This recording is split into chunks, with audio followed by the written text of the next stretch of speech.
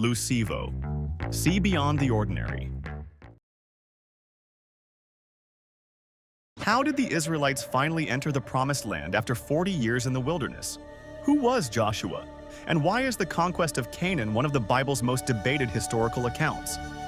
In this episode, we'll follow Israel's entrance into Canaan, the famous Battle of Jericho, the division of the land among the tribes, and Joshua's final challenge to the nation.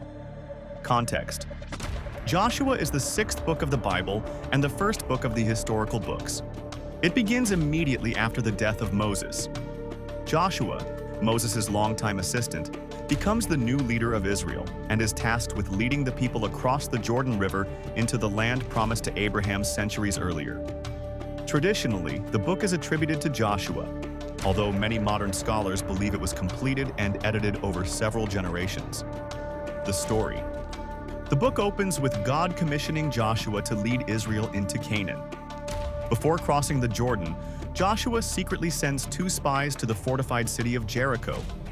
There they are protected by Rahab, a local woman who hides them from the city's authorities.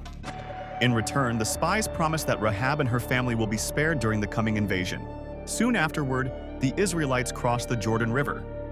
According to the biblical account, the waters stop flowing while the priests carrying the Ark of the Covenant step into the river, allowing the nation to cross on dry ground. 12 memorial stones are placed beside the river to commemorate the event. The first major obstacle is Jericho. Rather than attacking immediately, the Israelites march around the city once each day for 6 days. On the 7th day, they circle it 7 times before blowing trumpets and shouting. According to the biblical account, the walls collapse and the city is captured. Rahab and her family are spared, becoming part of Israel's story. Historical perspective. Jericho remains one of biblical archaeology's most debated sites. Excavations have produced differing conclusions regarding the city's destruction and its chronology. Some archaeologists argue the biblical timeline does not match current archaeological evidence, while others believe the evidence can still support aspects of the biblical account. No universal scholarly consensus exists. Following Jericho, Israel attacks the smaller city of Ai.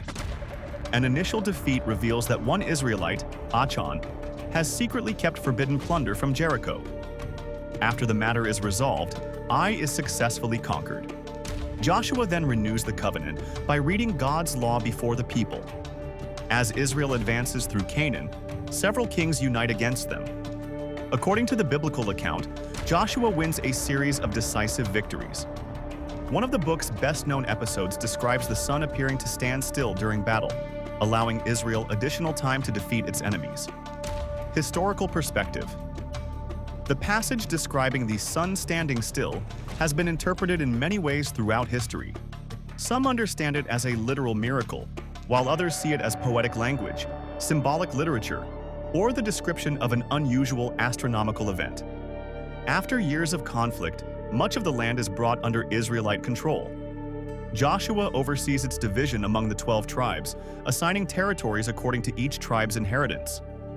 Special cities of refuge are also established, providing legal protection in cases of accidental killing. Near the end of his life, Joshua gathers the nation at Shechem. He reminds them of God's faithfulness from the time of Abraham through the Exodus and conquest of Canaan. He urges the people to remain faithful to the covenant and reject the worship of foreign gods. Joshua ends with one of the Bible's most memorable declarations: "As for me and my house, we will serve the Lord." The people renew the covenant, and Joshua dies at the age of 110. His leadership closes the generation that completed the journey begun under Moses. Think about it. Joshua asks a difficult question that historians, theologians, and readers still discuss today. How should ancient accounts of conquest, faith, and national identity be understood in the modern world? Key takeaway. Joshua is the story of promises fulfilled after generations of waiting. It marks Israel's transition from a wandering people into a nation settled in its own land.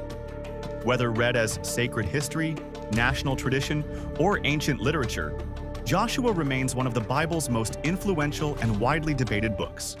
Wow! I didn't know that! And if you enjoy discovering the extraordinary, subscribe to LuSEEvo and see beyond the ordinary.